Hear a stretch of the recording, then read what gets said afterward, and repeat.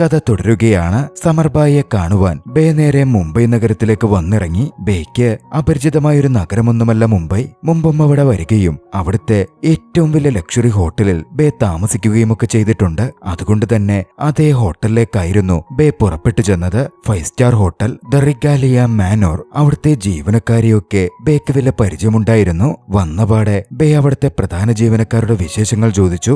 അവർക്കൊക്കെ പലപ്പോഴായി ബേ പല സഹായങ്ങളും ചെയ്തിട്ടുള്ളതാണ്. നേരെ റിസപ്ഷനിലെത്തി റിസപ്ഷനിസ്റ്റിനെ കണ്ട് സംസാരിക്കാൻ തുടങ്ങി. വരുന്ന കാര്യം മുൻകൂട്ടി അറിയിച്ചില്ലായിരുന്നല്ലോ. ഇൻസ്റ്റഗ്രാമിലും പോസ്റ്റ് ഒന്നും കണ്ടില്ല.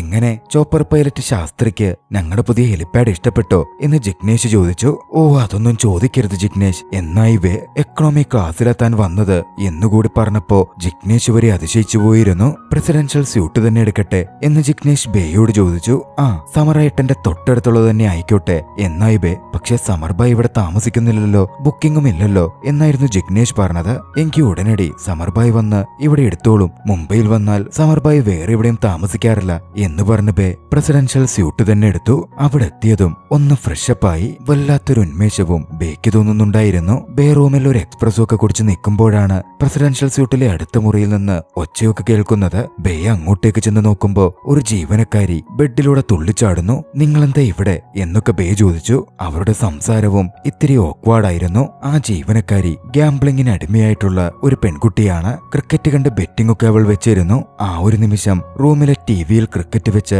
ബെറ്റിംഗ് പരാജയപ്പെട്ടതുകൊണ്ട് അവൾ ശബ്ദമുണ്ടാക്കിയതായിരുന്നു. അതിന് നിങ്ങളെന്തിനാ എന്റെ റൂമിലെന്ന് വിവരമറിഞ്ഞതും ബേ അവളോട് ഇത്തിരി കാർക്കശ്യത്തോട് ചോദിച്ചു. ജീവനക്കാരി സ്വയം പരിചയപ്പെടുത്തി. എന്റെ പേര് സൈറ അലി എന്നാണ്. ഞാനിവിടെ ട്രെയിനിയാണ്. മേഡത്തിന്റെ എല്ലാ കാർഡുകളും ഡിക്ലൈൻ ആയി. അത് മേഡത്തോട് പറയാൻ പറഞ്ഞിട്ട് ഞാനിങ്ങോട്ട് വന്നത്. മേഡം ഒന്നുകിൽ ക്യാഷിൽ പേ ചെയ്യണം, അല്ലെങ്കിൽ റൂം വെക്കേറ്റ് ചെയ്യണം. ബേ ആകെ വല്ലാതായി. എങ്ങോട്ട് പോകും? കയ്യിലാണെങ്കിൽ ആകെ 4500 രൂപയുള്ളൂ. അതിൽ 500 ടാക്സിക്കും കൊടുത്തു. ഇനി 4000. ബേ തന്റെ വാലറ്റ് എടുത്തപ്പോ അത് കണ്ട് അതിശയത്തോടെ സൈറ ചോദിച്ചു. ഓ മൈ ഗോഡ്, ഇതൊരു എൽവി സാറ പ്രൊഡക്റ്റ് ആണോ? അതൊരെണ്ണം വാങ്ങാൻ ഞാൻ കുറെ നാളായി സേവ് ചെയ്യുക. വലിയ ആവേശത്തോടെ സൈറ അത് പറയുന്നുണ്ടായിരുന്നു. Saira zone LV Saira. സൈറയുടെ ആ പറച്ചിലൊക്കെ ബേക്ക് കൗതുകമായി തോന്നി. ഇത് നീ വെച്ചോ എന്ന് പറഞ്ഞ ബേ ഉടനടി വളരെയധികം വിലമതിപ്പുള്ള ആ എൽവി സൈറ തന്നെ അവൾക്ക് ഗിഫ്റ്റായി കൊടുത്തു. സൈറയ്ക്ക് തന്നെ അതൊരു ഞെട്ടലായിരുന്നു. മേഡം, ഞാനെങ്ങനെ ഇത് വാങ്ങും? എനിക്ക് വേണ്ടെന്നൊക്കെ സൈറ ആദ്യം പറഞ്ഞെങ്കിലും ബേ നിർബന്ധിച്ചപ്പോ സൈറ അത് വാങ്ങി. That's really kind of you ma'am. Saira അവളോടായി പറഞ്ഞു. കൈൻഡ്നെസ് എന്നത് ഒരിക്കലും ഫാഷനിൽ നിന്ന് പോകുന്ന ഒന്നല്ല എന്നായിരുന്നു ബേയുടെ മറുപടി. ഇന്നത്തെ ഒരു നൈറ്റിന് ഈ പണം മതിയാകും, പക്ഷെ നാളത്തേക്ക് എന്ത് ചെയ്യും? സൈറ ബേയോട് ചോദിച്ചു. നാളത്തെ കാര്യങ്ങൾ ചിന്തിക്കുന്നത് മിഡിൽ ക്ലാസ്സുകാരല്ലേ എന്ന മട്ടിൽ ബേ പറഞ്ഞതും മിഡിൽ ക്ലാസ്സിലേക്ക് അപ്ഗ്രേഡ് ചെയ്ത് നന്നായിരിക്കും എന്നൊരാശയം സൈറ പറയാൻ നോക്കി. ബേക്ക് അതിൽ താല്പര്യമുണ്ടായിരുന്നില്ല.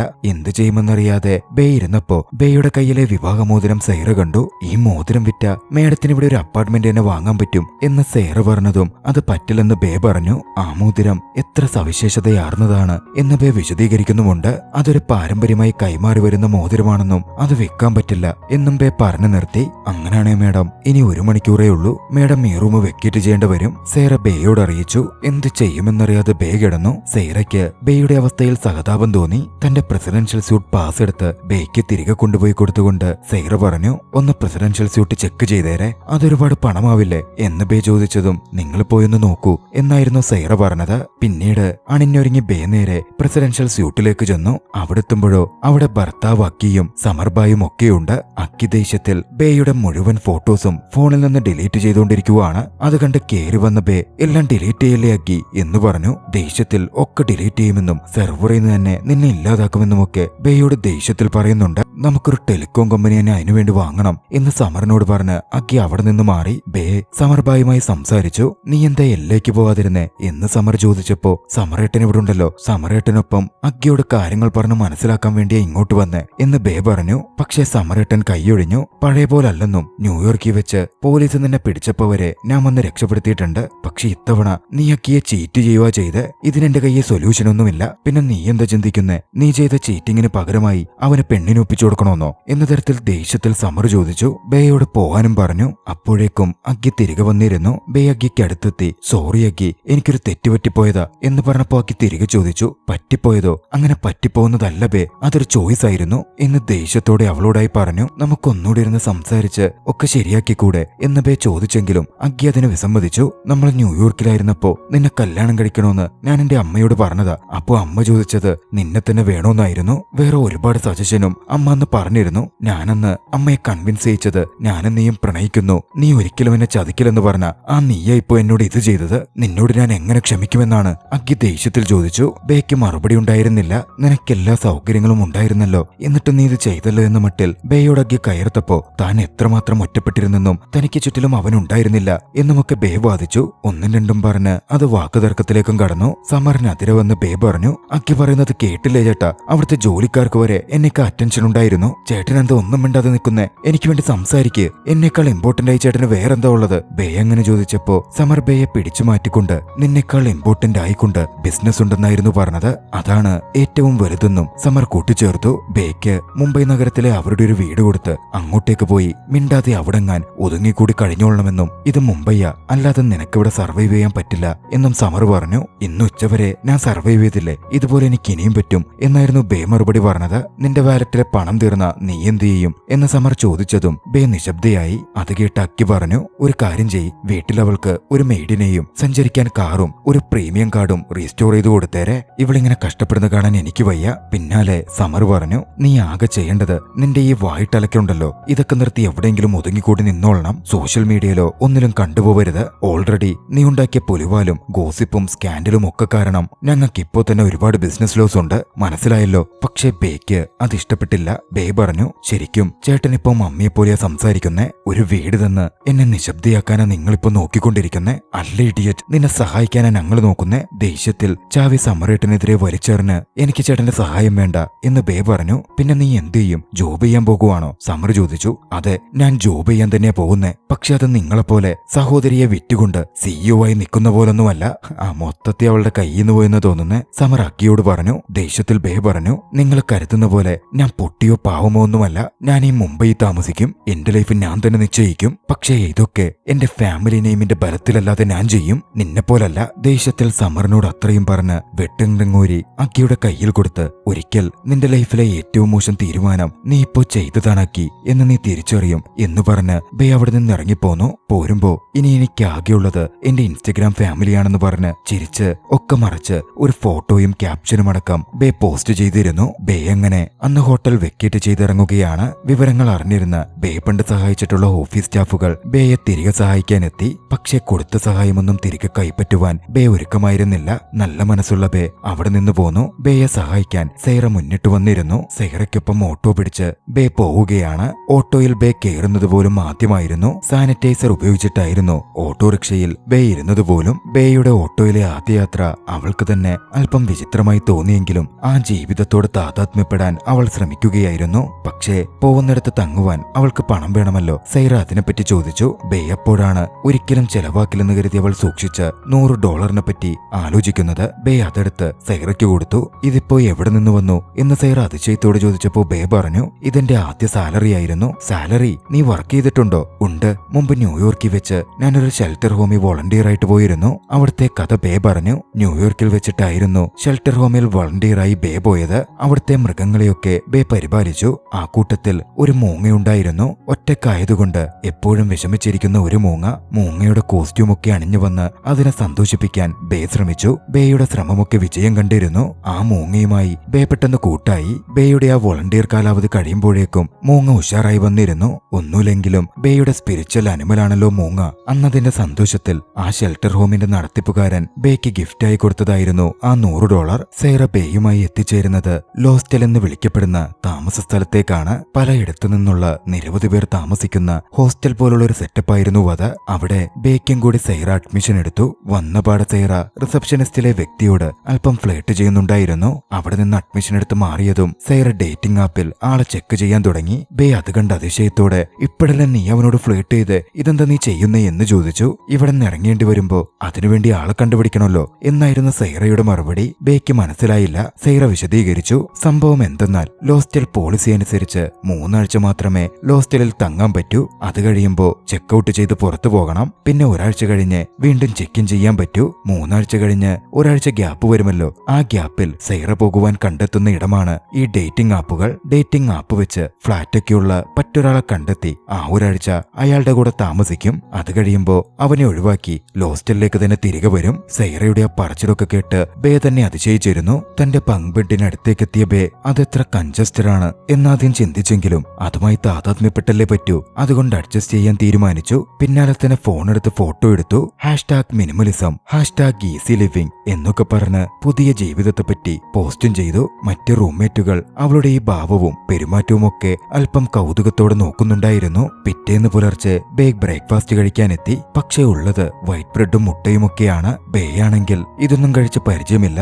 ലാക്ടോസും ഗ്ലൂട്ടൻ ഫ്രീയുമായിട്ടുള്ള എന്തെങ്കിലുമൊക്കെ ഉണ്ടോ എന്ന് ബേ അവിടുത്തെ നടത്തിപ്പുകാരനോട് ചോദിച്ചു. അതില്ലാത്തതാകെ പച്ചവെള്ളം മാത്രമേ ഉള്ളൂ എന്ന മട്ടി അയാൾ വെള്ളമെടുത്ത് കാണിച്ചു. ബേ പിന്നാലെ ബ്ലാക്ക് കോഫി മാത്രം കുടിച്ച് അഡ്ജസ്റ്റ് ചെയ്യുവാണ്. അടുത്ത ആഴ്ച നിങ്ങളുടെ രജിസ്ട്രേഷൻ പുതുക്കേണ്ടി വരും എന്നും അയാൾ ആ സമയം ബേയോട് പറഞ്ഞു. ബേക്ക് മുമ്പിലുള്ളത് 6 ദിവസമാണ്. 6 ദിവസം കഴിഞ്ഞ ലോസ്റ്റലിലെ താമസത്തിന് വീണ്ടും പണം അടയ്ക്കണം. ബേക്കാണെങ്കിൽ ജോലിയുമില്ല. ജോലി കണ്ടെത്തുന്നതിനെ പറ്റി ബേ സൈറയോട് ഡിസ്കസ് ചെയ്തു. റൂംമേറ്റ്സും ഒപ്പമുണ്ടായിരുന്നു. എന്തൊക്കെ ബേ പഠിച്ചിട്ടുണ്ട് എന്നവർ ചോദിച്ചതും ബേ താൻ പഠിച്ച ഒരുപാട് ഷോർട്ട് ടൈം കോഴ്സുകളുടെ കാര്യം എണ്ണി പറഞ്ഞു. ആ കൂട്ടത്തിൽ ഫാഷൻ സൈക്കോളജിയും ബേ പറഞ്ഞിരുന്നു. ഫാഷൻ തന്നെ ട്രൈ ചെയ്യാം എന്ന് ഏവരും ബേക്ക് സജസ്റ്റ് ചെയ്തു. അങ്ങനെ ബേയുടെ ആദ്യത്തെ ജോബ് ഇന്റർവ്യൂ ഒരു ഫാഷൻ സ്റ്റോറിൽ വെച്ച് അതിന്റെ ഓണർ തന്നെ ബേയെ ഇന്റർവ്യൂ ചെയ്തു. ബേക്ക് ജോലിയും ലഭിച്ചു. പക്ഷെ സാലറിയൊന്നും മര്യാദക്കില്ലായിരുന്നു. ബേക്കാണെങ്കിൽ സാലറി അത്യാവശ്യവുമാണ്. അവിടുത്തെ രീതികളും ബേക്ക് അത്രയ്ക്ക് അങ്ങോട്ടേക്ക് പിടിച്ചില്ല. അതോടെ ആ ജോബ് ഇന്റർവ്യൂ ഫെയിലായി. അടുത്ത ദിവസം പുലർച്ചെ റൂംമേറ്റുകൾ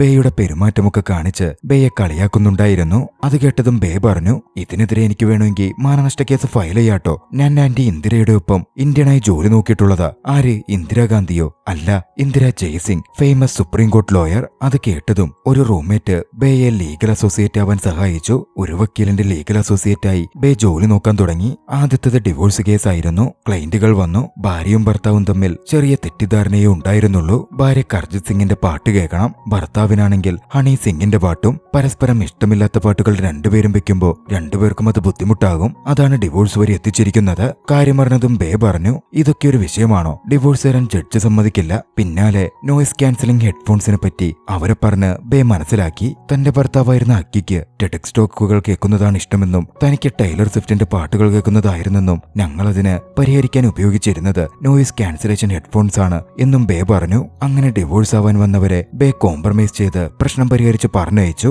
അതോടെ ബേയുടെ ആ ജോലിയും നഷ്ടപ്പെട്ടു. അപ്പോഴേക്കും ഒരാഴ്ച പിന്നിടാറായിരുന്നു. ലോസ്റ്റലിൽ വീണ്ടും ഫീ അടയ്ക്കണം. ബേയുടെ പക്കലാണെങ്കിൽ പണവുമില്ല. ഒടുവിൽ ബേയുടെ ഒരു luxury bag the luxury pop എന്ന ഓൺലൈൻ സൈറ്റിലിട്ട് വിൽക്കാൻ അവർ തീരുമാനിക്കുന്നു. സൈറ അത് ചെയ്തു. നല്ലൊരു തുകയ്ക്ക് തന്നെ ബാഗ് വിറ്റുപോയി. തന്റെ പ്രിയപ്പെട്ട ബാഗിനെ പിരിയുന്നത് ബേക്ക് മക്കളെ പിരിയുന്ന പോലായിരുന്നു. എന്തു ചെയ്യാൻ, വേറെ നിവൃത്തിയില്ലല്ലോ. അന്ന് രാത്രിയിൽ ലോസ്റ്റലിലെ ഹാങ് ഔട്ട് ഏരിയയിൽ ഏവരും മദ്യപിച്ചിരിക്കുകയായിരുന്നു. അവിടുത്തെ സ്റ്റേജിൽ രണ്ടുപേർ കവിതയൊക്കെ പാടി പെർഫോം ചെയ്യുന്നുമുണ്ട്. മദ്യപിച്ചിരുന്ന ബേ അങ്ങോട്ടേക്ക് കയറി തന്റെ അവസ്ഥയെപ്പറ്റി കവിത ചൊല്ലി പെർഫോം ചെയ്തു. ഒരു പെൺകുട്ടി അത് ഷൂട്ട് ചെയ്യുന്നുമുണ്ടായിരുന്നു. അപ്പോഴാണ് ടിവിയിൽ TRP എന്ന ചാനലിന്റെ ദ കൺഫെഷൻ എന്ന ഷോ ആരംഭിക്കുന്നത്. ഏറെ ശ്രദ്ധ നേടിയിട്ടുള്ള ഷോ ആണ് ദ കൺഫെഷൻ. സത്യജിത്ത് എന്നതിന്റെ അവതാരകന് വലിയ പേര് തന്നെയായിരുന്നു. കൺഫെഷനിൽ അന്ന് അതിഥിയായി എത്തിയിരുന്നത് റെസ്ലർ യുഗാന്തർ സിംഗ് ആണ്. യുഗാന്തർ സിംഗിന്റെ രഹസ്യ വിവരങ്ങൾ ചോർത്തിയിരുന്ന സത്യജിത്ത് യുഗാന്തർ സിംഗ് റെസ്ലിംഗ് ഫെഡറേഷൻ യുഗാന്തർ സിംഗിനെ വിലക്കാനിരുന്നപ്പോ പണം കൊടുത്തൊക്കെ ഒതുക്കി തീർത്തതാണെന്നും സ്റ്റെറോയിഡ് അടിച്ചതിന്റെ പേരിൽ യുഗാന്തർ സിംഗിന് പ്രശ്നം നേരിട്ടിരുന്നു എന്നതൊക്കെ താൻ ചോർത്തിയ തെളിവടക്കം വെച്ച് പ്രേക്ഷകർക്ക് മുമ്പിൽ തെളിയിക്കുകയാണ്. പ്രേക്ഷകർക്ക് മുമ്പിലിരുന്ന് ഐ ലവ് റെസ്ലിംഗ് എന്ന് പറഞ്ഞ് യുഗാന്തർ സിംഗ് എന്ന് കരഞ്ഞിരുന്നു. പ്രേക്ഷകരൊക്കെ കള്ളം തെളിഞ്ഞു എന്ന മട്ടിൽ സത്യജിത്തിന് വേണ്ടി കൈയടിച്ചു. ബേയാണെങ്കിൽ പുച്ഛത്തോടെ അത് നോക്കിക്കാണുകയായിരുന്നു. ഒടുവിൽ സത്യജിത്ത് പറഞ്ഞു, എനിക്കെല്ലാത്തിനും വലുത് എന്റെ രാജ്യമാണ്. ഞാൻ ഈ രാജ്യത്തെ പ്രജയാണ്. പൂർണ്ണമായും സ്വദേശിയായിട്ടുള്ള വ്യക്തി. ഇവിടെ ഒരു തട്ടിപ്പിനും ഞാൻ സമ്മതിക്കില്ല.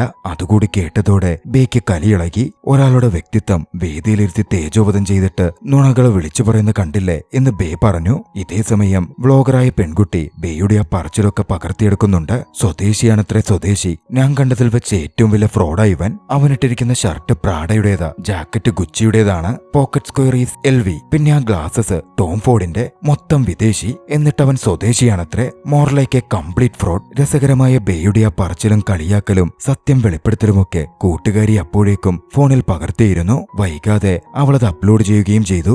രാത്രിക്ക് രാത്രി ആ വീഡിയോ വൈറലായി. പിറ്റേന്ന് പുലർച്ചെ ബേ ഉണർന്നപ്പോ അവരൊക്കെ വന്ന് ബേയോടത് പറയുകയും ചെയ്തു. ബേക്ക് തൽക്കാലം തൽക്കാലത്തേക്ക് താൻ വർക്ക് ചെയ്യുന്ന അതേ ഹോട്ടലിൽ സൈറ ഒരു ജോലി പറഞ്ഞു വെച്ചിരുന്നു. അവരിരുവരും ജോലിക്കായി അങ്ങോട്ടേക്ക് പോയി. ഹോസ്പിറ്റാലിറ്റി ട്രെയിനിങ്ങിന്റെ പേരിൽ റിഗാലിയ മനോറിലേക്ക് ബേ തിരികെ എത്തി. അന്ന് അതേ സമയം അതേ ഹോട്ടലിലെ സ്വിമ്മിംഗ് പൂളിൽ നീന്തൽ പഠിക്കുവാൻ വേണ്ടി നീലെന്ന വ്യക്തി എത്തിയിരുന്നു.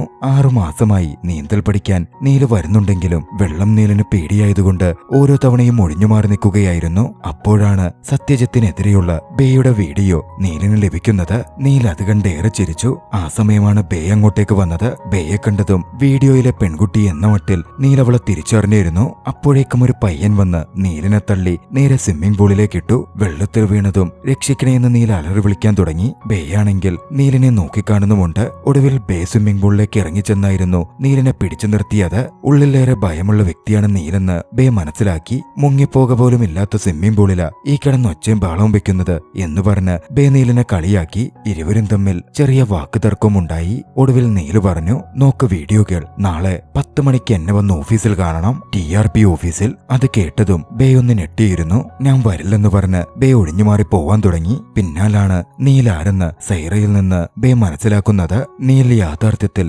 TRPയിലെ മാനേജിംഗ് എഡിറ്ററും ഡയറക്ടറുമാണ്. ബേ അത് കേട്ടതും ഒന്ന് ഷോക്കായി. നാളെ 10 മണിക്ക് അയാൾ എന്നെ ഓഫീസിലേക്ക് വിളിച്ചിട്ടുണ്ട്. ഞാൻ ഇനി ഇന്ദിരാന്റിയെ വിളിക്കേണ്ടി വരുമോ? വല്ല കേസി കൊടുക്കാനാണോ അവര് വിളിക്കുന്നേ എന്ന് ബേ ആശങ്കപ്പെട്ടു. സൈറയെടുത്ത് ഡിഫേമേഷൻ കേസിന്റെ ഡീറ്റെയിൽസ് നോക്കി. ആകെ പ്രശ്നമാ മോളെ, അതിനുള്ള വകുപ്പൊക്കെയുണ്ട് എന്ന് സൈറ കൂടി ബേയോട് പറഞ്ഞു. നിനക്കിപ്പോ ശനിദശയാന്നാ തോന്നുന്നേ.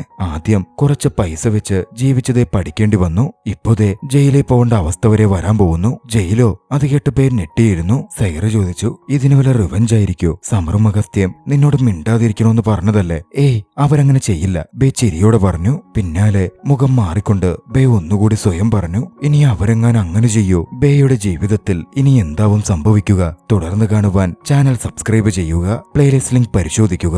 വീഡിയോ ഇഷ്ടമായെങ്കിൽ ലൈക്കും കമന്റും ചെയ്യൂ. കൂട്ടുകാർക്ക് ഷെയർ ചെയ്തു കൊടുക്കൂ. അടുത്ത എപ്പിസോഡുമായി ഉടൻ കണ്ടുമുട്ടാം. അതുവരെ ബൈ ബൈ.